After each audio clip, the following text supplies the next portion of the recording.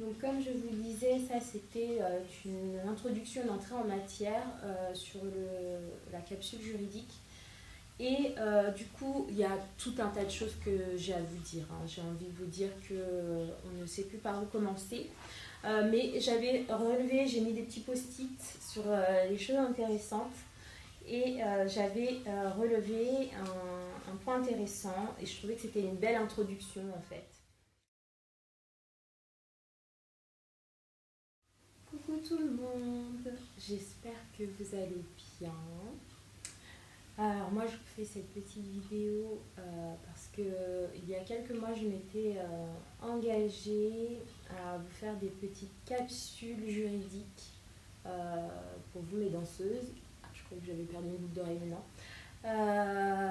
Et du coup, après quelques temps où j'ai pris le temps d'un petit peu étudier, alors lorsque je dis étudier, je n'ai pas engagé des études de droit, bien que ça pourrait être une possibilité envisageable dans mon développement d'entreprise. Mais j'ai pris le temps en fait de feuilleter et d'aller chercher vraiment en m'appuyant sur les différents contrats qu'on pouvait rencontrer sur plusieurs points qui me semblaient injustes, hein, n'ayant pas peur de le dire, à quoi ça se... En tout cas, toujours est-il que j'y ai trouvé des choses très intéressantes qui finalement m'ont conforté dans mon sentiment d'injustice par rapport à ces clauses, hein.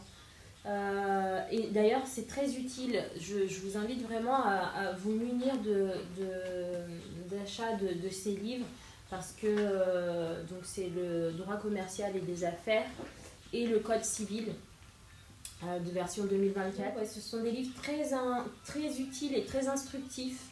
Ça permet de savoir un petit peu ce qu'il en est sur nos ressentis. Alors, je vous annonce tout de suite, tous les contrats que vous signez ou que vous ne signez pas, en tout cas les conditions sont illégales. Voilà. Donc on vous fait croire que ça a été vu par des avocats validés, c'est faux. Parce qu'ils ne rentrent pas dans le cadre du respect des textes de loi fondamentales régis en France. Voilà.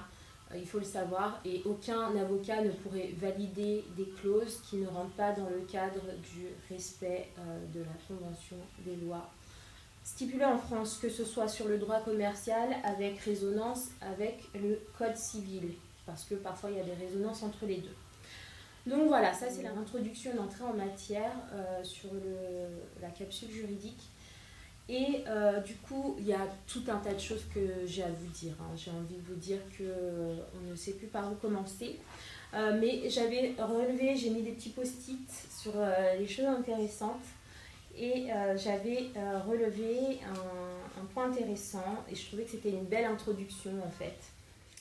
Alors du coup, l'introduction qui me paraissait intéressante pour moi, c'était, on est sur l'article 1017, accord des parties, donc du droit commercial et des affaires, version 2024. Voilà, pour être sûr. Donc je vous lis d'abord l'article et puis du coup on va pouvoir le développer ensemble. Donc, accord des parties. La vente est conclue dès que les parties sont d'accord sur la chose et sur le prix. Donc déjà, sont d'accord, ça inclut vraiment... Bon, je lis tout et après on fait un débat.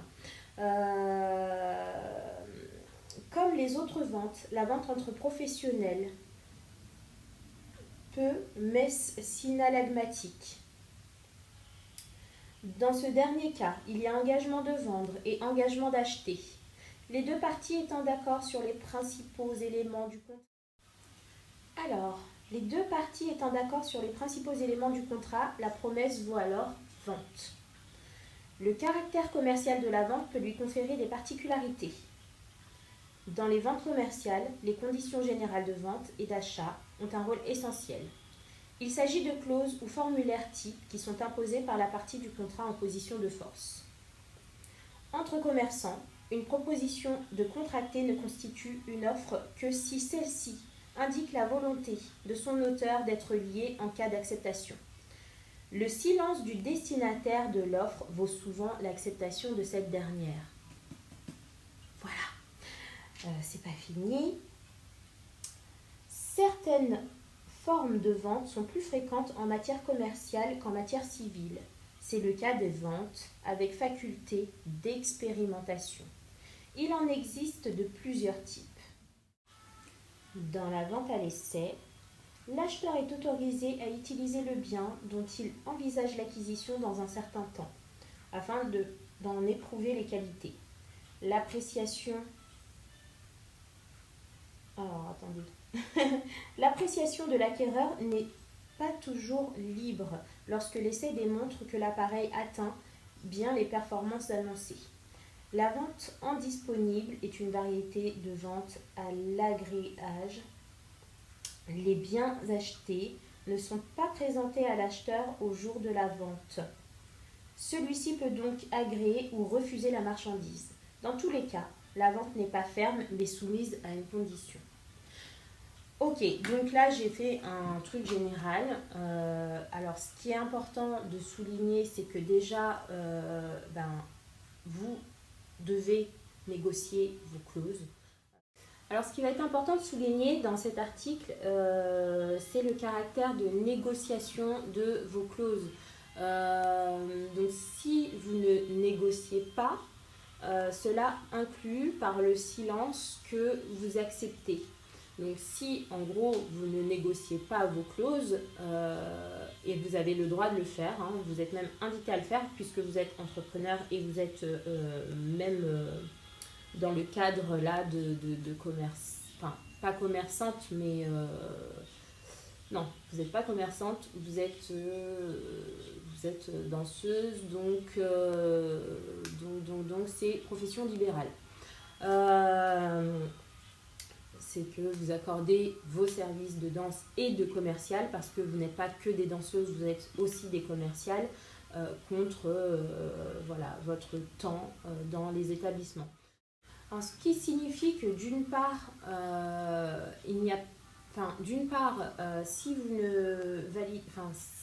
ne remettez pas en cause le caractère abusif des clauses qui ne vous conviennent pas, elles ne seront pas qualifiées comme abusives puisque par le principe du silence, vous y consentez. Aussi, ce qui était intéressant, c'est le côté vente avec faculté d'expérimentation. C'est-à-dire que, en gros, vous pouvez, là j'ai eu l'exemple d'une danseuse qui a dit, moi quand je négocie mes clauses, d'ailleurs ça a été la seule danseuse qui m'en a parlé, mais moi quand je négocie mes clauses, je pars du principe que en termes de chiffres, je leur apporte tant. Je ne vais pas dire les chiffres, mais voilà. Et donc je me base sur ça pour justifier que je ne peux pas me déplacer pour moins que ça. Donc ça a été le cas dans un club où elle est allée, qui justifiait donc d'un minimum garanti. En fait, elle a augmenté ce minimum garanti par rapport au chiffre minimum qu'elle estimait devoir pas rapporter, mais qu'elle estimait devoir valoir. Voilà. Donc ça a été le cas d'une danseuse et j'ai trouvé ça hyper instructif qu'elle me partage son expérience par rapport à ça, parce que ça me permet aussi de vous en parler à vous aujourd'hui et de l'appliquer aussi à la loi. Dans un sens plus profond, moi je vous invite aussi, dans le principe d'une qui ne dit mot consent, à aussi réfléchir à ce à ce que vous nourrissez. C'est-à-dire qu'on ne peut pas atteindre le meilleur lorsqu'on se contente du moins pire. Voilà, c'est aussi simple que ça. On n'atteint pas le meilleur quand on se contente du moins pire. Donc voilà, vous pouvez vous appuyer sur les chiffres, faire une moyenne des chiffres que vous rapportez par exemple, et vous appuyer là-dessus en disant voilà, moi je rapporte tant par semaine. Basez-vous sur une semaine puisque vous bouquez généralement sur une semaine. Voilà, moi je rapporte tant de chiffre d'affaires, donc je prétends à tant. Ce qui d'entrée va vous permettre de pouvoir optimiser vos minimums garantis. Et d'ailleurs, minimum garanti qui n'est pas légal en soi. Bon, ça c'est un autre chapitre sur lequel je reviendrai. Mais je trouvais ça important de vous parler de ça et je trouvais que c'était une belle introduction pour vous donner plus de confiance et des outils juridiques sur lesquels vous appuyez pour pouvoir le faire. Ça résonne également avec le Code civil, soit l'article 11-20 du Code civil. Donc avec une ordonnance de 2016 qui date du 10 février, qui est entrée en vigueur le 1er octobre 2016, stipulant que le silence ne vaut pas acceptation, à moins qu'il n'en résulte autrement de la loi, des usages, des relations d'affaires et circonstances particulières. Ce qui veut dire qu'à terme, vous pouvez aussi, si vous avez des besoins d'attaquer, faire valoir des clauses abusives que vous jugez abusives, même si vous ne l'aviez pas dénoncé sur le moment. Bien que je vous conseille quand même de le faire sur le moment et prenez confiance en vous, vous avez le droit. Vous voyez, hein, on s'est appuyé sur vraiment des textes de loi de 2024. Voilà, on s'appuie vraiment sur quelque chose qui est récent, qui est à jour et donc voilà, avec un vrai socle pour savoir de quoi on parle. Je vais m'arrêter là pour aujourd'hui parce que je trouve qu'on a bien fait le tour de cette première capsule. Et voilà, et je trouvais que c'était important de commencer par le départ, à savoir le contrat, à savoir vos clauses, à savoir l'estimation que vous avez de vous-même tout simplement. Vous n'êtes pas des produits, vous êtes des personnes avec une certaine valeur et c'est la valeur que vous vous donnez qui compte. Et c'est une valeur aussi commerciale que vous défendez et que je vous invite à faire. Alors bien évidemment, il faut rester quand même dans quelque chose de pondéré, de modéré, de juste, parce que vous êtes quand même sur des négociations. Donc l'idée c'est de pouvoir à terme accéder à des contrats et des clauses qui soient justes pour vous et que vous soyez reconnus. Mais c'est vrai que le principe de qui ne dit mot consent est important à avoir en tête parce que pour tout ce que j'ai évoqué déjà avant, ça ne se fera pas. En gros, ce que je voulais vous dire, c'est que ça ne se fera pas sans vous. Ça se fait avec votre consentement, ce qui se passe à l'heure actuelle, et ça ne changera pas. Il n'y aura pas de changement sans que vous impliquiez cet engagement et ce changement, ça passera aussi par vous. Donc voilà, en fait l'idée c'est que vous puissiez accéder à des clauses qui soient justes et à votre juste valeur. Voilà. Donc n'hésitez pas à me faire vos retours sur cette capsule, n'hésitez pas à me dire aussi, à me poser des questions, à me donner éventuellement les sujets et les questions que vous avez, que vous vous posez.